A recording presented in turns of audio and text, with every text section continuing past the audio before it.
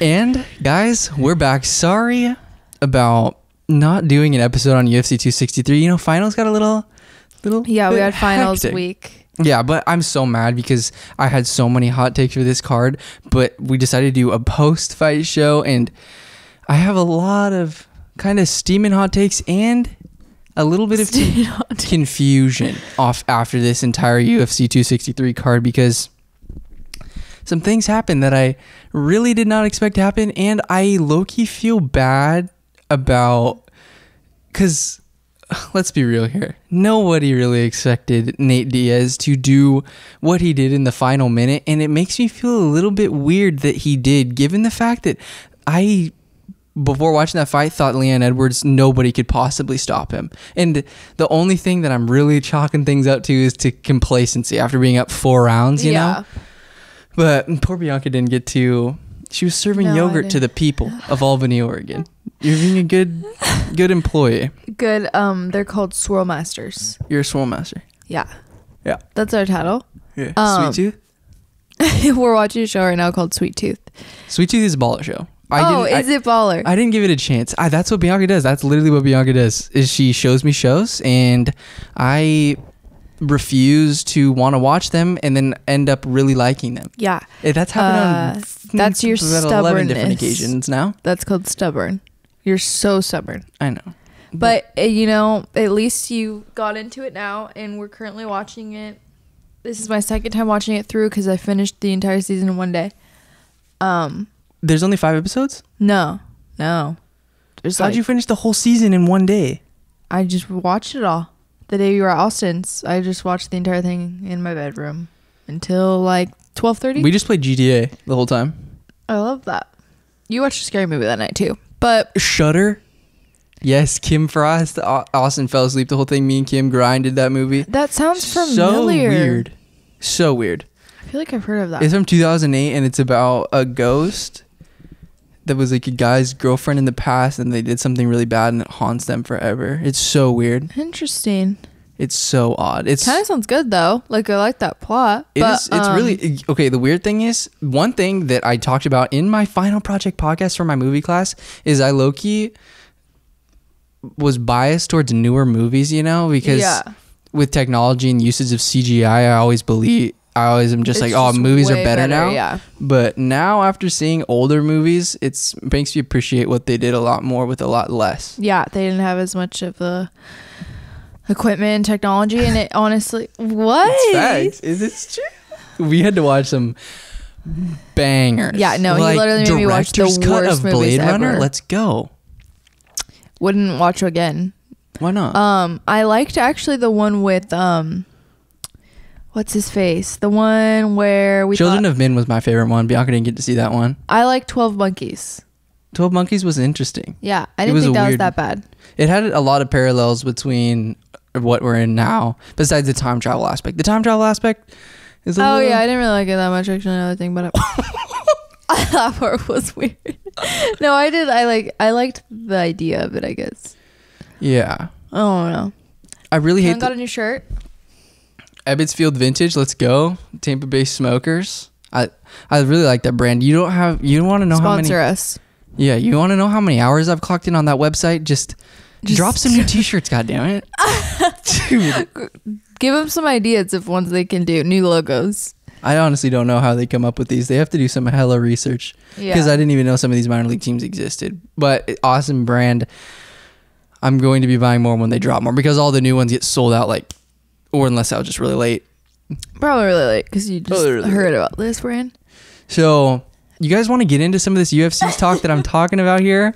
You guys want to get into some of this? Where should we start? So, let's do a quick rundown of the entire card. Carlos Felipe, he started off with Jake Collier. Jake Collier looked good. He kind of gassed out. Carlos Felipe, though, he tried to put on a show. He loves the Diaz brothers, and he's a great heavyweight to watch, and it's so much fun to watch heavyweights that have gas in the tank, because he did not gas out. He pushes the pace, and his striking's phenomenal, and he loves to get the crowd involved. And I noticed that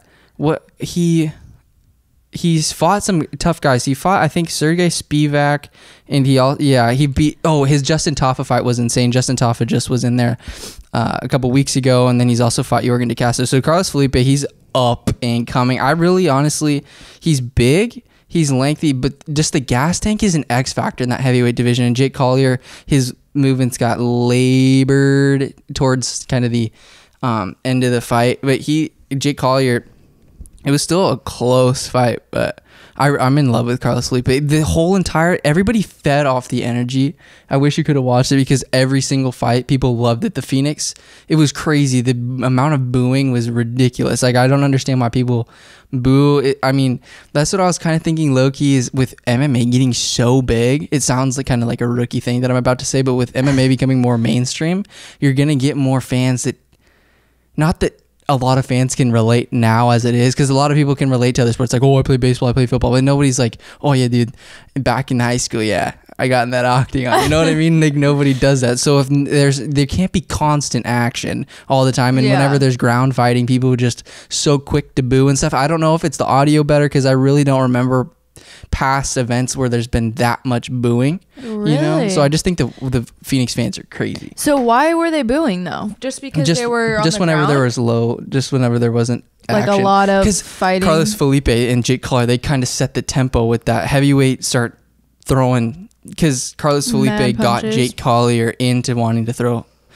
He was trying to be like, bro, let's get in a firefight, and they did it. Dang. And Jake Collier kind of played his game a little bit. And then after that, there was a sequence here of just, like, I have never been more impressed with the card from top to bottom. And I also have never, like, I'm saying this like legit, I've never been more excited to see fight after fight after fight on a single card, because there was so much high level stuff, and I did pretty well on who I thought was going to win. There were some really close battles, like Joanne Calderwood and Lauren Murphy. We'll talk about that in a second, but in terms of, I texted Bianca this Luigi Vendramini versus Faraz Ziem fight was crazy. I even texted Bianca because this Ziem, he did enough early. Like, in the first round, he dominated. Second round, he was fine. His striking, he looks like Max Holloway so much, especially with his jab and the way he just utilizes his reach and his length and keeps people at bay. He looks super good. But the biggest takeaway for me is Luigi Vendramini, because I really envy fighters, because after you get kind of pummeled in the first round, it's hard to want to come back, especially when you know a guy is, because even Joe Rogan, it's so biased, because when they have their favorite fighters and they're like, oh, and they portray this picture that you just kind of follow this narrative that they kind of portray, you know. But I really like Luigi Vendramini, because although Joe Rogan was saying like, oh, for Ziem is so much more of a fluid striker, like Luigi, he's just as high level as any other guy. I mean, I thought, honestly, right out the gate when they were talking, I thought he was talking about Luigi being good, but after a little bit of time passed, I was like, okay, yeah, Ziem literally fights like Max Holloway. Like, he's one of the better strikers in MMA. That's crazy. That's awesome. I just love Luigi because he's got that dog in him. Like I was saying, he makes those adjustments, and he's like, bro, I can't get inside right now, so I'm just going to throw a flurry at him and get inside. And he didn't really crack Ziem, but he knocked him off his, I don't know, he just kind of equilibrium. Yeah, he kind of just disoriented him. He didn't really hit him with anything crazy except one shot, but when you kind of just bum rush somebody, you knock him out of that flow, and they're not as comfortable anymore. And I just love that about Luigi. And then he honestly, like, in my opinion, he won that third round. And so he kind of came out because his coaches were on him, and I came out of this fight almost more impressed with Luigi than Ziem. But Ziem is a stud. Because it's so weird watching a fight where you're like, oh my god, dude, this cat's literally unstoppable. There's a couple times in these fights where on multiple occasions, like, this dude is unstoppable, and then all of a sudden their opponent flips a switch. I'm like, oh, that guy's human. Because they didn't look human for the past 10 minutes. You know what I mean? They look unstoppable. They look like world beaters. But I really, little robots. Yeah, Luigi, he's a freaking stud, and he is one of the sicker names in MMA. There's something else I was gonna say about Luigi. that maybe it'll come back to me. And then that Steven Peterson fight versus Chase Hooper. Chase Hooper, he definitely, I feel like, has made improvements. He's so dangerous on the ground. But Steven Peterson, ultimately what it comes down to when I look at fights with Chase Hooper is he's got so much room for growth and development. Like, his body's still changing, and Steven Peterson's a 31-year-old man. So the physical, like, maturation is 100% just like, I don't know. It's just different. It's like a man versus a boy, basically. And it's hard to watch. And it's almost... It's kind of hard to watch sometimes because Chase gets hit with some big shots, and it's just like, bro, CTE, like, it sucks. Yeah. You know? I don't know. Oh, what I was gonna say. This is what I was gonna say about UFC commentators is somebody out there has to do a video on this, like a TikTok, is because or like my sports. Yeah, because it's literally like, it's hilarious because a guy will be dominating a fight and it'll be like pop, pop, pop, pop, pop, and then somebody like Paul Felder, somebody will be like, bro, yeah, this guy's teeing off on him like he's balling out right now, and then all of a sudden like the other guy will hit one good shot, he's like, oh, but he's still in it though, like this guy's still really game. Like, it's so funny to watch because they'll just completely count out a fighter, and then the other guy will land one good shot and it'll be like, oh, this guy's still in it, he's still game, he's still a really good fighter. And it's just so lame to me. And biased, I feel like, too. They have their favorites for sure, and I don't know, you can't really blame them.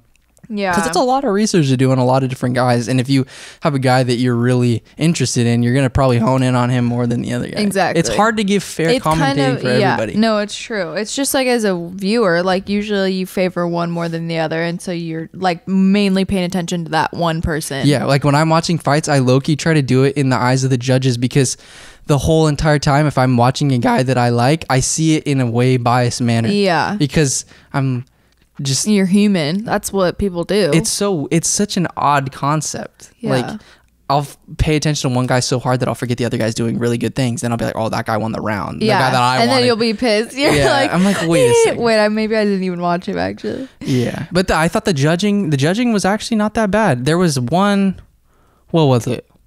There was one fight. Who's this? Oh, Elijah, are you watching the trials for swimming?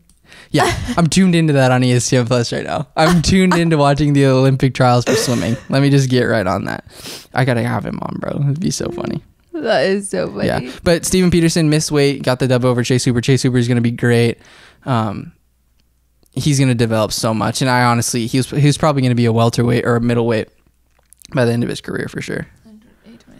826. Bianca's got to get out of here. She's got to go save the young ones at she got to save the young swirl masters. Yeah, she's the superwoman swirl master. She's got to come save her little trainee Jedi Padawans.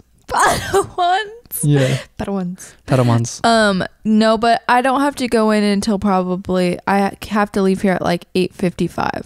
Okay, that's fine. We'll be way done by then. We have 25 minutes. Yeah. Then Terrence McKinney surprised the crap out of me with that 1-2 over Matt Frivola. Talks really fast. It's time to go. It's time to go speed mode. But Terrence McKinney, yeah, he's a stud. I want to know what happened to him, because he celebrated and then hurt his knee. I don't know exactly what happened after that. But that was knockout of the night for sure. Pannie Kianzad, her boxing. We were watching I think it was Robert Whittaker versus. Rob Whittaker and Kelvin Gastelum that Pannie Kianzad was on that season. I want to say, and Alexis Davis was a gamer. She really pushed the pace. She's, after getting hit with some early shots, Alexis Davis came back and made it a fight. But I think Pannie definitely got the job done. Like, her boxing is so crisp and clean, and she's the younger, more hungry fighter in my opinion. Even though Alexis looked really good, but I just think when it's a close fight like that, low-key, you kind of got to just push that young upcoming star in, because I don't know, you want to keep these divisions advancing, you don't want to be like, all respect to the light heavyweight division, but bruh, whatever. I'm not even gonna get into that, because we got two old guys at the top. You're a dork. I don't know. There's just I get more excited for fights when it's young guys, when it's young up and coming studs, not old guys that we've already seen before, over and over again. I don't know. It makes sense. I get what you're saying. Yeah, my star that came out of this, even though he looked a little human in the last round, there's a lot of weird things where guys didn't really finish fights too well, but it was a Movsar, Evloev, and Hakeem Dawodu looked pretty good. Like he was losing the entire fight in his last fight to Zubaira Tukhugov, but he like came back and started landing more strikes, and I guess got the dub, which it was weird.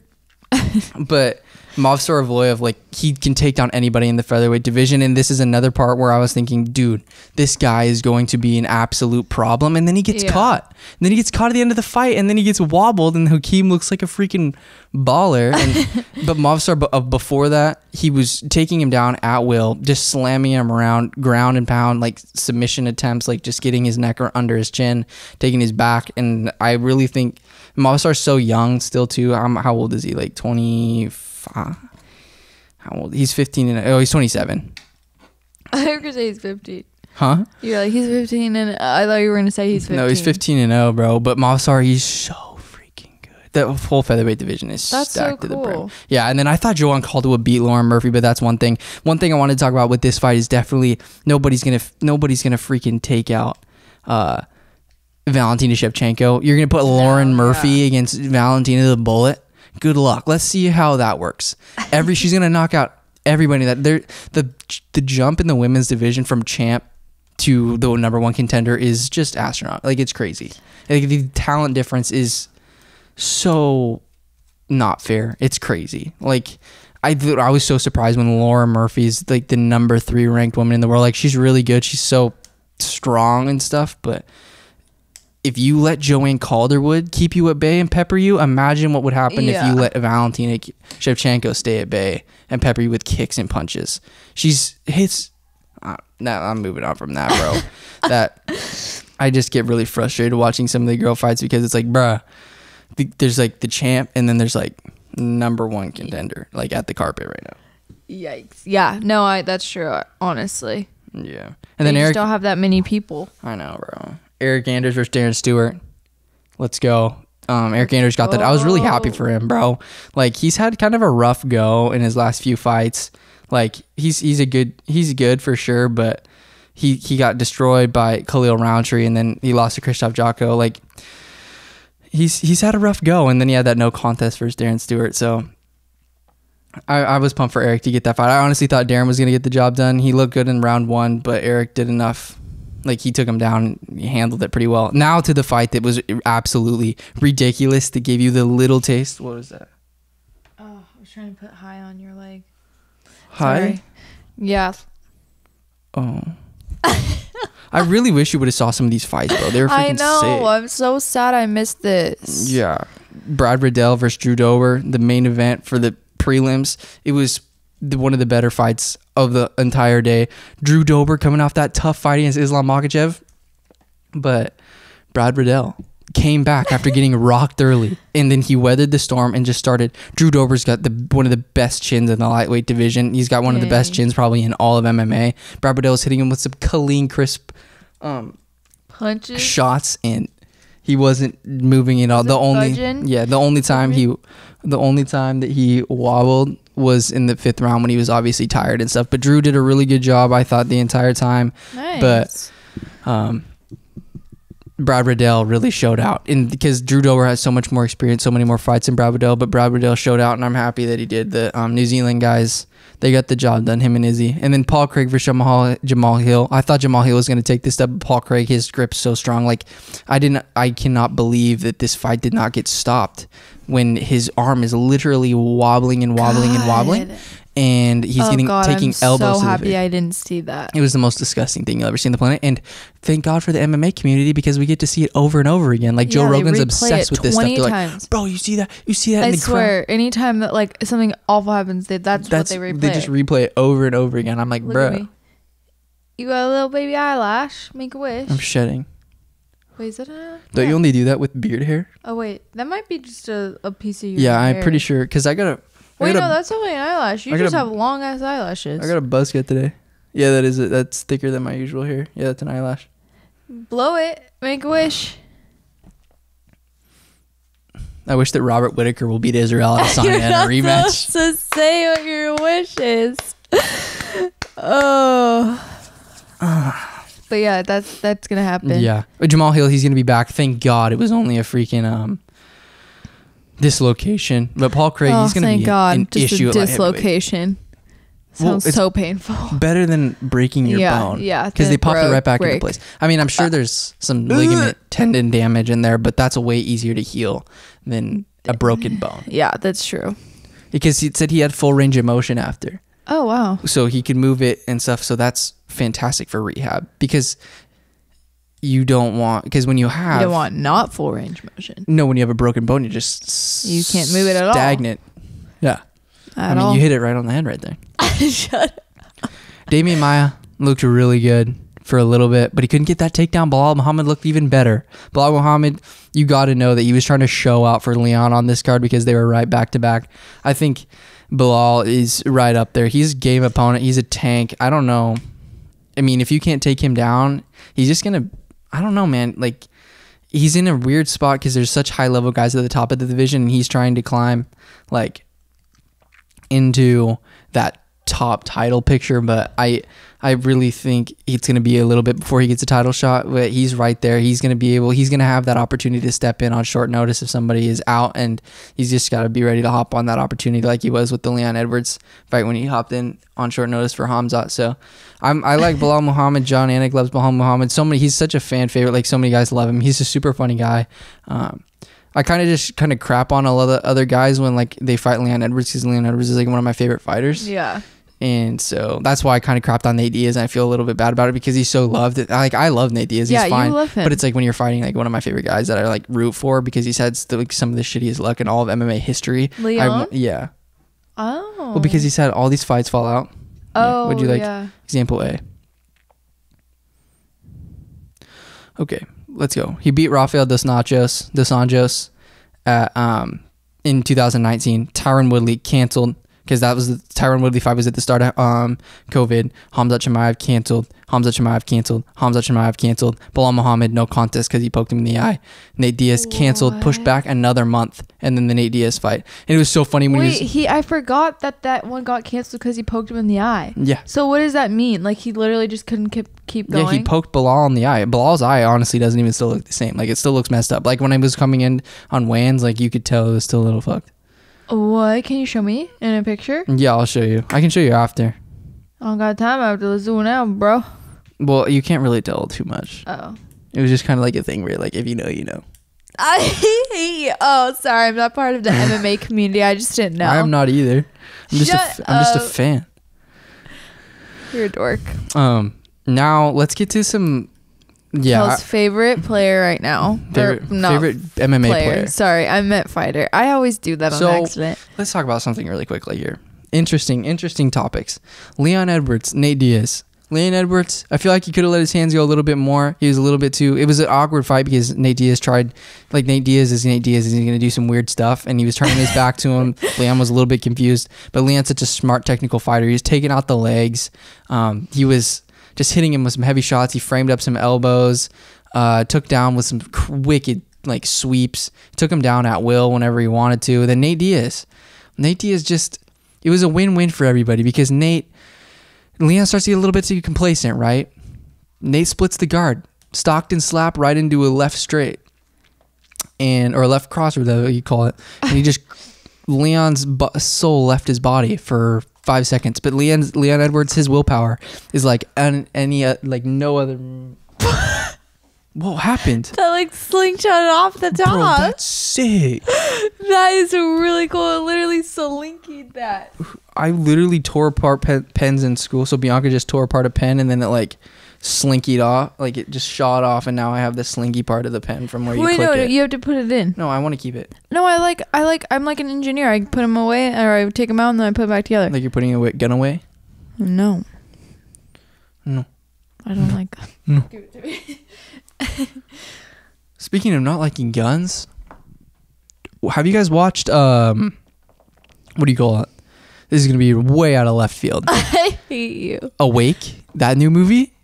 Oh, that was weird. Okay, instead of just a UFC sports podcast, we're gonna call this movie reviews podcast as well, because I feel like we talk about shows and movies just as much as that should be our thing. What would you give with you? What would you give Awake? because Kim watched it. Kim, my friend Austin's mom, watched this, and she was like, it was one of the worst movies I've ever seen. Yeah, I didn't think it was that good. But the way it's shot, though, like, it's a good movie. No, I actually thought the way it was, like, it's directed okay, I guess, but, like, the acting in it and the plot and everything was probably, like, a 6 out of 10. Maybe a 5. No. Yeah. I didn't think it was Wait, very how much good. did you give it? A 6? Okay. I would give it upwards towards more of a, God, you know what?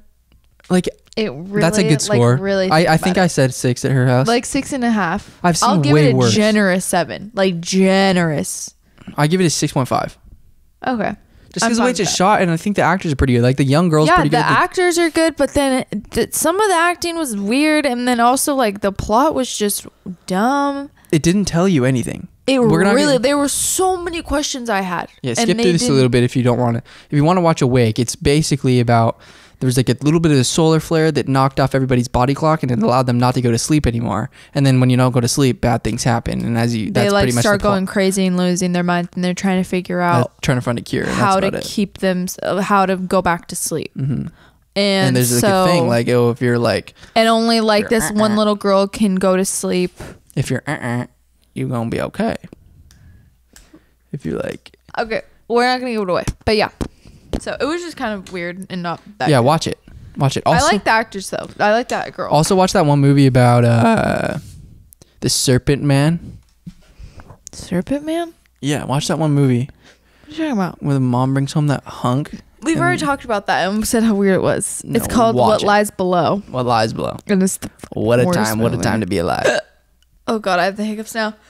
Okay, we need to get into it. We need to plug through. What time is it? 8:40. We're good. We got 10 minutes. Dude, 10 minutes is literally perfect. Yeah, we got 10 minutes. We got 15 if I'm feeling generous. UFC 263 is going to be... 264 is going to be crazy. With Connor, bro. Connor's on 264? I think so. When is it coming out? When's the movie come out? It's it's July 10th. Dude. Yeah, it's going to be whack. We're going to be camping. Sean O'Malley. What? Camping 9th through 11th. But I don't want to go camping. You have to.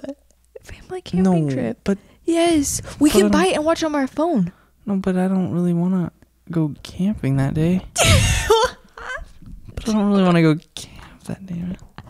Conor McGregor's fighting. This could be the last time we ever see him in the octagon. That doesn't mean we won't ever watch it. That just means you won't watch it live. Can I please tell you this card? Max Griffin, Carlos Condit, Nico Price, Michelle Dynamic Striker Pereira, Yana Kuditska is on this card. Trevin Giles versus Dricus Duplessis is on this card. Tai Tuivasa versus Greg Hardy's on this card. Omari Akhmedov versus Brad Tavares is on this card. My boy Zalga Zhumagulov versus Jerome Rivera. That's a good fight. And our boy Ryan the Wizard Hall versus Ilya Topuria. Yeah, Ryan Hall's on this card. Oh, wow. Sean Brady versus Kevin Lee. Sean O'Malley versus Louis Smolka. Gilbert Burns versus Steven Thompson. I mean, what more do you want in an MMA card? And I'm going to be in the forest.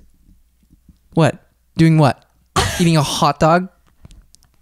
In a humid tent? No, it's sweating gonna be. balls it won't off? be hot. It won't be cool. It's going to be in July. When I went camping, we were cold. My mom told us to snuggle for warmth. At night? Yeah. Dude.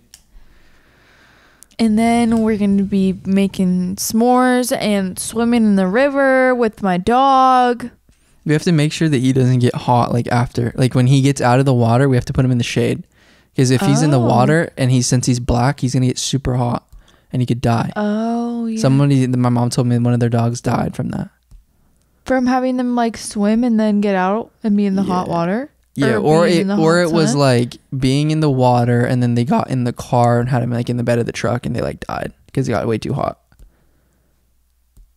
That's terrible. Yeah, I don't know what it is. I think the water keeps him warm or something. Because it gets. Maybe because I don't know what how the they science breathe behind through their skin or they sweat through their skin. Yeah, it might be too heavy and they can't Or no, maybe it is that they don't sweat through their skin like we do, it's and that their nose. Yeah, it's through their mouth. Yeah. Or I don't know what it is, but that makes sense. We're not dogologists. Sorry. We're not veterinarians. But that sounds really sad. We're not inventations. That's what Bianca thinks of the inventation. It's an invite, not an invitation. She thinks invitation and invention had a baby, and it's like invitation. Invention. She's like, I'm gonna send you a wedding invitation for her sister. That is not us. That's right. You're so mean. Guys, let's talk about Leon Edwards. Not for us. Let's talk about Leon Edwards. Okay, where was I thinking? I was talking about Leon Edwards. You have about 5-minute window. Leon Edwards. So he's basically destroying Nate Diaz, right? Here's the big picture. I don't know if Leon Edwards is he in line for the title shot next? Because everybody can make the argument, I love Nate Diaz, but in that last minute, you got stalked and slapped and crossed and punched, and you were not there for a second. Yeah. And although his will to win was there, that's what everybody's gonna remember. Yeah. Is Nate Diaz punching you in the face. No one's gonna remember you piecing him up for the entire fight. Getting knocked out. So I agree with Kamaru Usman in the fact that I don't know if this helps you a whole bunch, because also you're gonna get so much crap. Okay, although Colby Covington talks so much crap and he doesn't he was only beat Tyron Woodley, Nate Diaz is disregard the rankings. I know Nate Diaz is a gamer, but you have to kind of take the rankings into consideration when you're doing this, because Nate Diaz, unranked fighter, just big fan favorite. You are the number 3 ranked welterweight in the entire world. You're 29 years old. He's 36. You are 6'2", absolutely jacked. Nate Diaz is a triathlete made out of metal, that is, but it's fine. But Leon, bro, this pains me so much to say Colby Covington's next. And after that, oh my who knows, God. bro? I want him to fight Colby so Colby can never fight again. No, Colby Covington's next for the title shot. Leon's not next. I mean, as much as I want to give it to him. What can Leon and Colby fight? I just am really upset because I don't know if you can give Leon a title shot soon. I mean, he's obviously. I think you can. He's next after their Kamaru Usman thing. It's just, it really just makes me feel really weird. Him on wobbly legs versus Nathan Diaz. But like you said, I think he was up all that time, all those rounds, was probably didn't have a lot of stamina left in him, and he was stooping down to Nate's level and kind of changed his headspace, knowing that he was already winning. Right. I don't know if anybody's going to beat Kamaru Usman, though. Because Leon Edwards, he is great, but he got cracked a few times. And if that's Kamaru Usman hitting you on the chin, imagine what's going to happen. That's not volume fighter Nate Diaz cracking you on the chin. Leon's really sharp and technical, but there's times where he just throws these looping hooks and it leaves openings that Kamaru's striking got infinitely better. And also, Kamaru, he's bigger and stronger than a lot of these guys, Lowkey. So if he wants to take you down, he might just come after you. But Leon's a world class at everything, and it's going to be really interesting to watch. I really love Leon. I think he has championship potential. He could be the belt holder in the next. I think he could. He has the potential to knock off Kamaru. Kamaru is such a baller, dude, and he can stand on the feet with you. It's gonna be so interesting, and I cannot wait to see how much Colby Covington has improved. Okay, moving on from that, Brandon Moreno has got some tough tests ahead of him because this flyweight division is absolutely stacked. He right out the get-go looked like the better, sharper fighter. He was put the pace onto Davison Figueiredo. He pieced him up in that, the first minutes of the fight. He was putting combinations together. Wow. And then all of a sudden he gets a takedown, takes his back, and gets that. So he won by submission? Yeah, and he showed great submission defense because Davison tried to get him in a guillotine a couple times or in a choke, and he defended it really well and then managed to reverse positions, take him down, and get his back. It was insane. And Davison got the same position twice in a row after being in this weird guillotine looking at position. So Brandon is so good all around. I knew this. I literally called it the first fight. I believe Brandon Moreno could do this. I had faith in him, complete faith in him this next time around because his boxing is some of the best. When you're talking about the best boxing in MMA, you cannot leave Brandon Moreno out of the conversation because he's so good at what I just like that's BJ's last name. Yeah, I just think of BJ every time you can't have a better champion. He's what you want in a champion altogether. He's likable. He's so unbelievably good. And what you need now, the cool part about, it's at 8:48, huh? Oh, I wasn't even looking. I was just The cool part about Brandon Moreno is you've built him up to the point where when you have a guy like Alexander Pantoja who has beat Brandon Moreno, and when you have a guy like Askar Askarov who's an absolute stud, you can just place those guys against Brandon Moreno without having any builder fights. You don't have to build those guys up. You can just freaking say, yeah, you know what, you're going to have a rematch versus Askar and Alexander Pantoja, and you can just have that on a pay-per-view. You know what I mean? You don't have to like promote it as much because Brandon Moreno has already blown the F up because he's such an exciting fighter. So he kind of he's already carried that star power, which is phenomenal for the flyweight division because I feel like Davison was a good fighter and stuff, but Brandon, he's got just a different it factor to him that I think is going to be interesting. But Askar Askarov, we could see, as much as I love Brandon Moreno, we low-key could see some passing around of the belts because you have a lot of really good flyweights there. Especially if like Triple C wanted to come back, like that's interesting. That's super interesting. You could have like a Henry Cejudo versus Brandon Moreno, like that would be absolutely super fight material.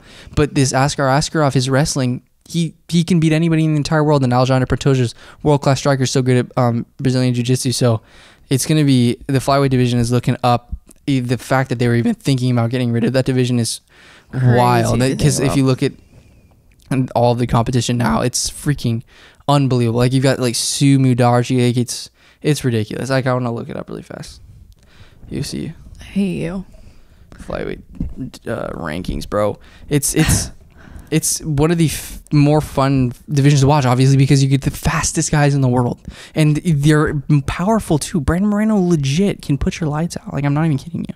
Okay, so you've got Amir Albazi, who's a Sumu Darji, who's a sleeper. David Dvorak is phenomenal. Matt Schnell, great.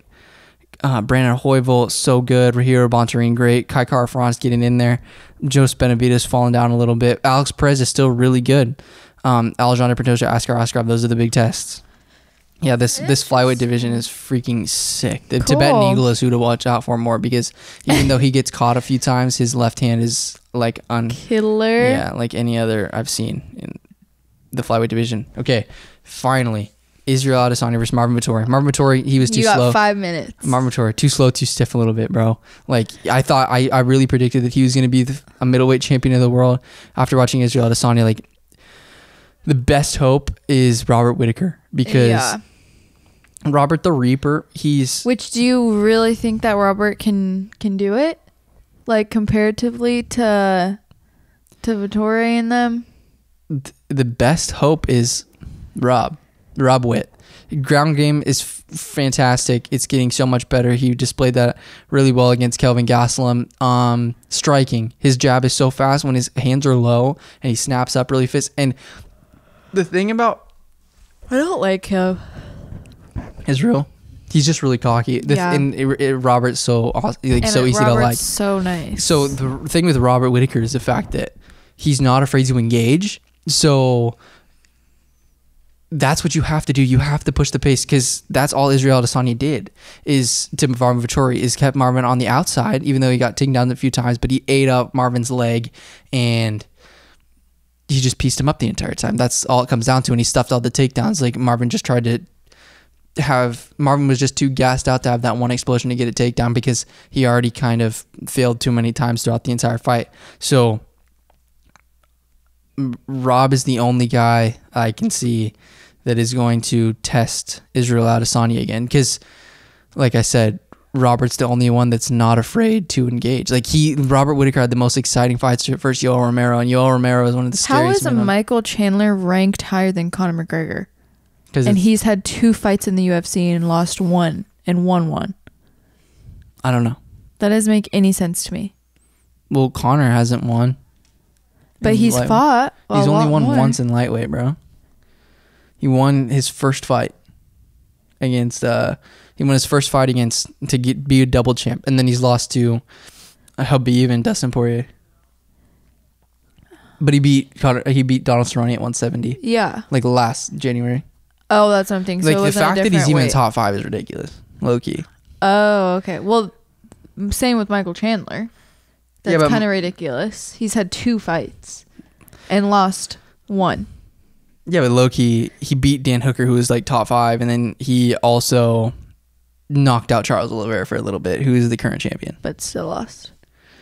Yeah, I guess. But Robert, you got to get this job done for everybody. We love you. Dude. Yes, please get this done for us. Robert, you're the only hope this middleweight. Because when I'm looking at Brunson, Hermanson, Jared Cannonier, none of those guys are going to get it done versus you. Darren Till, maybe. Darren Till, that's an X factor. Kelvin Gastelum, maybe. But the strides I've seen Israel Adesanya take, I don't know if he's the same fighter. I still like the X factor is Kevin Holland. If that fight, Kevin Holland, he does get popped, but he's the only guy long enough to stand comfortably with Israel Adesanya. So you never know on that. Yeah, there was a lot to unpack on this card. Bianca has to go, but I think this was a good one. We'll just... Yeah, it was good. I'm sad that I didn't get to watch it. Yeah, I know. This was such a good fight card. One of the best of the year. I cannot wait for next week. So that's not it. Wait, who? It's whatever. Bye, guys. Thank you so much. We're leaving already? What? You're saying goodbye? Well, I thought you were about to look something up. I think so. Wait, let me look up one thing really fast. Yeah. Oh, it's the Korean Zombie versus Danny Ige. That's gonna be crazy. Danny Ige what day knocked is out that Gavin Tucker. Huh? What day is this fight? Saturday. I ain't gonna be here. Kellan's going to Giants game. You should try to watch it with Sheridan. He doesn't. He'd rather play Madden. But this might be fun for you guys to watch together. Yeah. Danny Gay surprised me with that Gavin Tucker dub. He knocked Gavin Tucker out cold. And Korean Zombies coming off that loss to your favorite Brian Ortega. Mm-hmm. You're the best tough coach you've ever seen. No? Love him. You think? No? No. Not a good coach. You don't think he's a good coach? No. Okay. He doesn't help them out very much. He just is more of a spectator. Yeah. I was getting so aggravated when I was watching them fight, and then you have this guy over here with Ludwig. Yeah. He looks at Ludwig. They talk to him like he can't speak English. Like the man lives in an Airbnb in the United States and trains in the United States. He's like, Ludwig, yeah, like literally not even explaining anything. Bro, just he was looking at him and he's like, we're down 2 round. Down, pointing down, points at two fingers at him. Down 1 round or something. And it's like, bruh. If the guy understands what you're saying, he's not stupid. Yeah, no, it was. I was like, oh my god, he's talking to him awful. I know, and then he doesn't coach him. I know, it's messed up. Yeah, it kind of made. It was making me really aggravated.